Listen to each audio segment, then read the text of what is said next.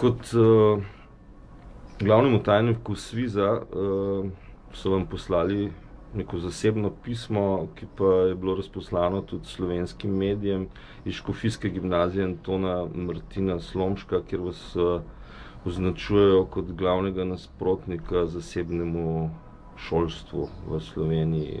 Kako lahko to komentirate? No, razumem kolege iz zasebne šole, da si prizadevajo za povečanje sredstev za njihovo delovanje. Ne razumem pa, zakaj se jim je potrebno zatekati k neresnicam in pa k žalitvam. To, da nasprotujemo zasebnim šolam, preprosto ne drži. Res pa je, da nasprotujemo temu, da bi se financirale na račun javnega šolstva, in bojim se, da se to ta trenutek dogaja.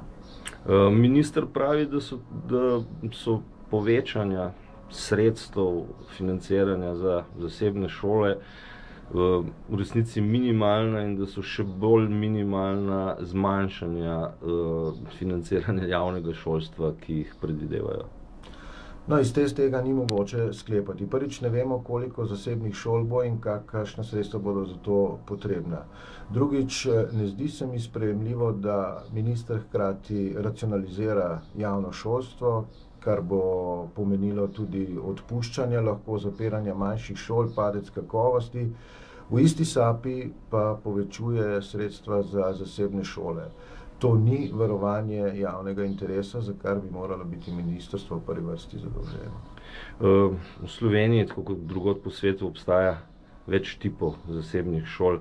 Potem je zanimivo, da se glede vašega angažmaja razburjajo predstavniki katoliškega zasebnega šolstva, medtem ko predstavniki drugih zasebnih šol niso imeli pripomb na vaš angažma.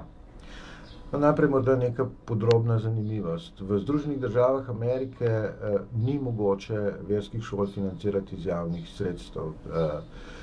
Res pa je, da bojo prave zasebne šole ob teh predlogih prikrajšane, ker ne bo mogoče zaračunavati šolnin. Bodo pa bistveno na boljšem šole, ki jih ustanavljajo verske skupnosti. Te bodo poleg 100% financiranja države imele še svojega lastnega ustanovitelja in morda še prispevke staršev, to kot je zdaj tako. Razlike so že zdaj očitne, recimo, če primerjate Šentviško gimnazijo in pa sosednjo gimnazijo Svetega Stanislava, so razlike vidne na pogled. Lahko rečete, kakšne razlike so? No, zadnjič je v enem od medijev ravnatelj Šentviške gimnazije opozoril, da mora graditi učilnice v avli, medtem ko šola Svetega Stanislava gimnazija včasih izgleda tako kot z dobro urejenega filma. Ta gimnazija Svetega Stanislava je 100% financirana od države že sedaj, ne? Ta je 100% financirana, hkrati pa lahko seveda zasebni ustanovitelj prispeva še dodatna sredstva in starši dajejo še 70 evrov na mesec prispevka. Če poveste konkretno ta načrt ministrstva, kaj bi pa denimo pomenil na drugi strani za Valdorfsko šolo, recimo? Valdorfska šola verjetno ob prepovedi šolnin ne bi mogla preživeti. Predstavniki Škofijske gimnazije Antona Martina Slomška vas v pismu označujejo nekako za marksista in vas sprašujejo, komu služite. Lahko odgovorite?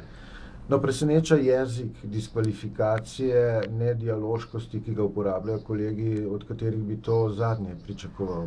Predpostavljam, da je obtožba z marksizmom sama po sebi tako diskvalifikatorska, da ne omogoča ugovora.